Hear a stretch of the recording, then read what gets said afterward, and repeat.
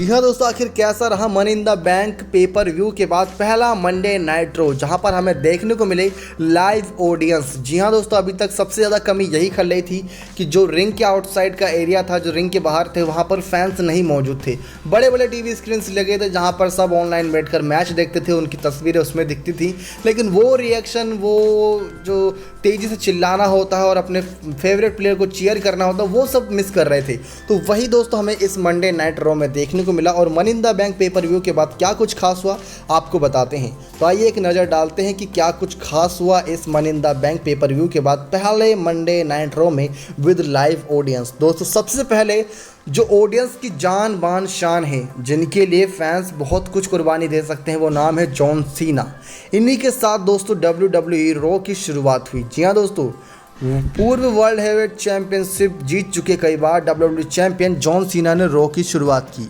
और उनका दोस्तों माइक की स्किल आप जानते होंगे कितने बेहतरीन तरीके से माइक में अपनी बात रखते हैं। तो उन्होंने मनी इन द बैंक में अपनी वापसी के बारे में बात की। सीना ने उन्हें फैंस से ही वापस लेकर आए हैं ऐसा कहा, और उन्हें फैंस से काफ़ी चेयर भी मिला। इसके बाद सीना ने रोमन रेंस के ऊपर जमकर निशाना साधा और उनकी बुरी तरीके से बेइज्जती भी की। आपको बता दें कि जॉन सीना ने समर स्लैम में रोमन रेंस को यूनिवर्सल चैंपियनशिप के लिए चैलेंज भी किया। साथ ही सीना ने ऐलान किया कि वो इस हफ्ते स्मैकडाउन में भी नजर आने वाले हैं। यानी कि एक बात तो क्लियर है कि सीना फ्री एजेंट के रूप में देखने को मिल रहे हैं। फ्री एजेंट दोस्तों क्या होता है, अब दोस्तों अगर आप देखें तो देख सकते हैं कि रॉ और स्मैकडाउन दोनों अलग अलग बन चुके हैं। रॉ में जो सुपरस्टार देखने को मिलते हैं वो हमें स्मैकडाउन में नहीं देखने को मिलते, जब तक वहाँ से शफल ना किया जाए, यानी कि दोनों सुपरस्टार को चेंज ना किया जाए, तब तक हमें कोई सुपरस्टार ना ही स्मैकडाउन में जाता हुआ देखने को मिलेगा जो स्मैकडाउन का है, और रो वाला स्मैकडाउन में रो में नहीं। तो ये अलग चीज़ें होती है फ्री एजेंट के रूप में, कि अब जॉन सीना एक फ्री एजेंट है, वो जो रो में भी जा सकते हैं, जो स्मैकडाउन में भी जा सकते हैं, और जो बड़े बड़े पेपर व्यू जैसे मंडे नाइट रो के पहले मनी इन द बैंक हुआ उसमें नजर आए, तो उसमें भी नजर आए। तो एक फ्री एजेंट के रूप में इस समय जॉन सीना नजर आ रहे हैं, यानी कि रो में भी टीआरपी बढ़ाएंगे, स्मैकडाउन में भी। अच्छी बात है। इसके बाद रिडल ने रिंग में एंट्री की। सीना ने रिडल के बीच रिंग में जबरदस्त मोमेंट भी देखने को मिला। देखते हैं दोस्तों आगे क्या होता है इनके बीच, आगे का सेगमेंट। लेकिन इसके बाद WWE में मुकाबला हुआ एजे स्टाइल ओमोस और जॉन मॉरिसन वर्सेस रिडल और वाइकिंग रेडर्स के बीच। तो दोस्तों इसमें जीत तो हुई द वाइकिंग रेडर्स और रिडल्स की। वो कैसे हुई आपको बता दें।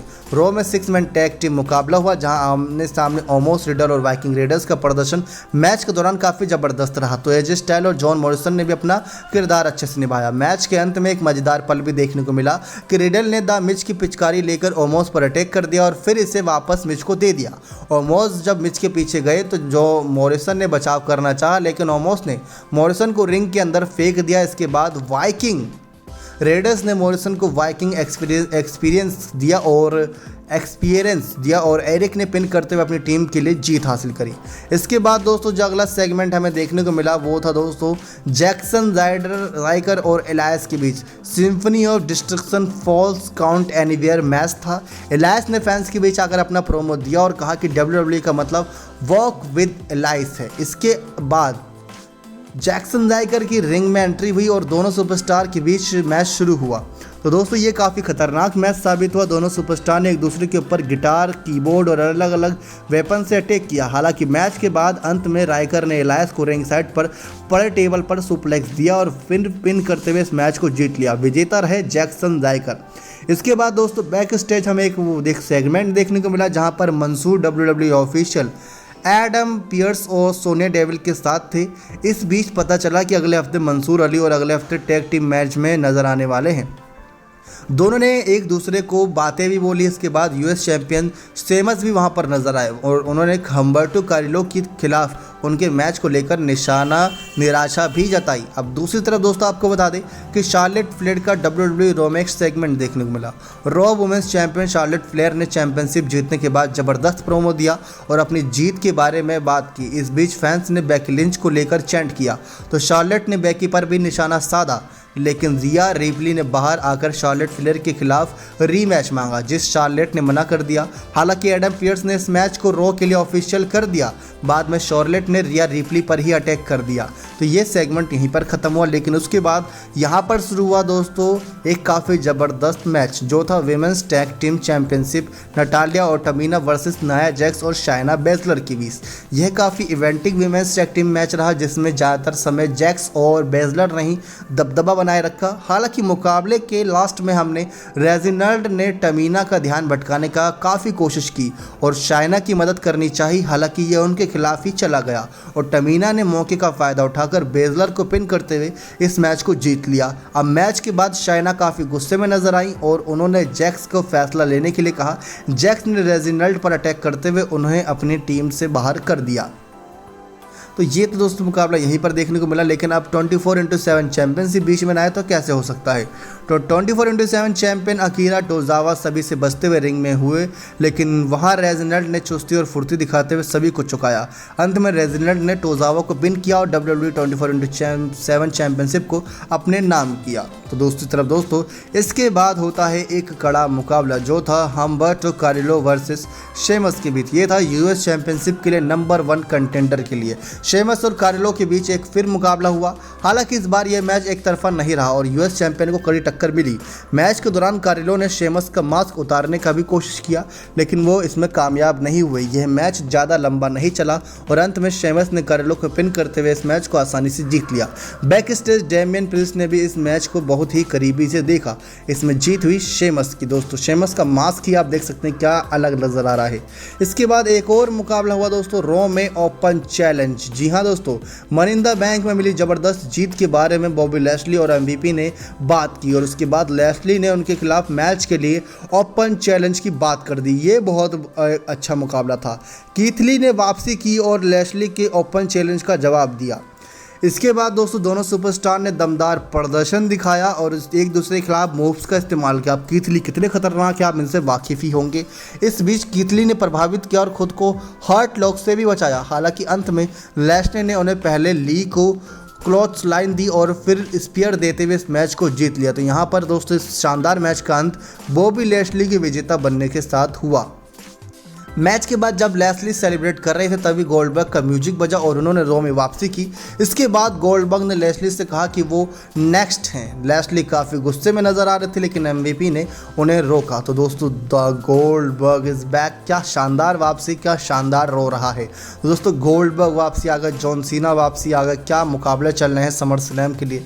तैयारियाँ बहुत ज़बरदस्त हैं। अब दोस्तों लैशली भी स्पीयर देते हैं, गोल्डबर्ग भी स्पीयर देते हैं, लैशली भी कई सारे स्पीयर और अलग अलग सुप्लेक्स देते हैं।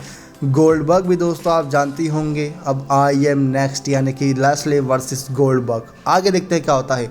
तो रॉ में WWE सुपरस्टार जिंदर महल का सेगमेंट भी देखने को मिला, जहां पर उनकी जमकर तुड़ाई भी हुई। आपको बता दें कि जिंदर महल ने रिंग में आकर कहा कि उनका जन्मदिन है और वो काफ़ी खुश हैं। उन्होंने ड्रू मैकिंटायर के ऊपर भी निशाना साधा, जिसको बिना रह नहीं सकते वो, और कहा कि उनकी वजह से मैकिंटायर को नुकसान हुआ। इसके बाद शैंकी ने अपने ही अंदाज में जिंदर महल के लिए बर्थडे गाना गाया। हालांकि तभी मैकिंटायर ने पीछे से आकर हमला कर दिया, महल पर चेयर से अटैक किया। फिर उन्होंने वीर पर भी अटैक किया। हालांकि शैंकी ने बीच बचाव करना चाहा, लेकिन मैकिंटायर ने चेयर से उनके ऊपर खतरनाक तरीके से अटैक कर दिया। अब मैकिंटायर ने शैंकी को स्टील चेयर से 20 बार कम से कम मारा होगा, उनकी बुरी हालत कर दी। महल और वीर एंट्रेंस स्टेज पर यह देखते रहे, लेकिन कुछ नहीं कर पाए। बहुत बुरी हालत कर दी थी दोस्तों, आपको बता दें। इसके बाद दोस्तों हमें देखने को मिला रॉ में कैरियन क्रॉस का डेब्यू और WWE दिग्गज जेफ हार्डी के साथ मैच। जी हाँ दोस्तों, NXT चैंपियन कैरियन क्रॉस ने रॉ में डेब्यू किया और जेफ हार्डी के खिलाफ उनका मैच हुआ। ये काफ़ी रोमांचक मैच रहा, जिसमें शुरुआत में क्रॉस हावी नजर आए, लेकिन हार्डी ने भी पलटवार किया। हालांकि अंत में हार्डी ने रोप्स के सहारे एक अच्छा सा क्रॉस को रोल अप करते हुए इस मैच को जीत लिया। क्रॉस इससे काफ़ी नाराज़ नजर आए और उन्होंने कहा कि हार्डी ने बहुत बड़ी गलती कर दी है। अब दोस्तों पहले मुकाबले में जेफ हार्डी जीत गए, क्रॉस हार गए रॉ के अंदर डेब्यू में, तो ये क्या हार हुई। इसके बाद दोस्तों आगे बढ़े रॉ के अगले सेगमेंट की तरफ। तो बैक स्टेज हमें देखने को मिला कि एलेक्सा ब्लिस का प्लेग्राउंड सेगमेंट देखने को मिला, जिसमें लिली की वापसी हुई। इस बीच ईवा मैरी और डूड्रॉप भी वहां नजर आई। ब्लिस ने मैरी को बिना डूड्रॉप के मैच के लिए चैलेंज किया, लेकिन मैरी वहां से चली गई। इसके बाद दोस्तों आपको बता दें कि रिंग में होता है एक मैन इवेंट मुकाबला। जी हाँ दोस्तों, मैन इवेंट मेंस का नहीं बल्कि वुमेंस का था, जहां WWE रो में शार्लेट फ्लेयर वर्सेस रिया रिप्ली विमेंस चैंपियनशिप मैच देखने को मिला। दोस्तों अब शार्लेट फ्लेयर वर्सेस रिया रिप्ली के बीच अगर मैन इवेंट हो रहा है तो ज़रूर इसमें कुछ ना कुछ ट्विस्ट था। तो वही ट्विस्ट दोस्तों हमें लास्ट में देखने को मिला, जिसको सुनकर आप भी हैरान रह जाएंगे। तो WWE रो के मैन इवेंट में रो वुमेंस चैंपियनशिप के लिए मुकाबला हुआ। शार्लेट फ्लेयर और रिया रिप्ली ने लगातार दूसरे हफ्ते का एक ज़बरदस्त मुकाबला दिया। शार्लेट ने रिया के चोटिल पैर पर अटैक करके उनके ऊपर हावी होने की कोशिश की, लेकिन रिप्ली ने हार नहीं मानी और इस मैच में सब कुछ करके देख लिया। रिप्ली ने शार्लेट के खिलाफ अपनी फिनिशिंग मूव भी लगाया, लेकिन शार्लेट ने किकआउट कर दिया। इस बीच शार्लेट फ्लेयर ने अपने टाइटल को लेकर वापस जाने लगी, क्योंकि लग रहा था कि मैच तो कोई जीतेगा ही नहीं, क्योंकि हर कोई अपना मूव मार चुका था, कोई हार मानने को तैयार ही नहीं था। लेकिन रिप्ली ने उनके पीछे गई और शार्लेट ने उनके ऊपर अपनी बेल्ट से अटैक कर दिया। हालांकि शार्लेट ने अपनी चैंपियनशिप को रिटेन कर दिया। इसके बाद रिप्ली ने फ्लेयर के ऊपर अटैक कर दिया और मौके का फ़ायदा उठाकर निक्की ऐश ने अपने money in the bank brief case को कैश इन किया और शार्लेट को पिन करते हुए नई चैंपियन बन गई। यानी कि दोस्तों निक्की ऐश ने बड़े ही शानदार तरीके से मौके का फ़ायदा उठाया। समर स्लैम जैसे बड़े मेगा इवेंट से पहले ही money in the bank briefcase cash in करा के इस पर जीत हासिल करी। दोस्तों ये एक ट्विस्ट था मनी इन द बैंक के बाद हुए पहले मंडे नाइट रो में। बहुत शानदार रो रहा, जिसमें दोस्तों गोल्डबर्ग की वापसी, जॉन सीना की वापसी, निक्की ऐश का मनी इन द बैंक जमा कराना, साथ ही साथ कई और ख़तरनाक मुकाबले, ये हुआ। इसी के साथ रो का ज़बरदस्त एपिसोड का अंत। अब स्मैकडाउन की बारी, जिसकी जानकारी हमारी नेक्स्ट वीडियो के माध्यम से मिलेगी। नेक्स्ट 9 स्पोर्ट्स की रिपोर्ट।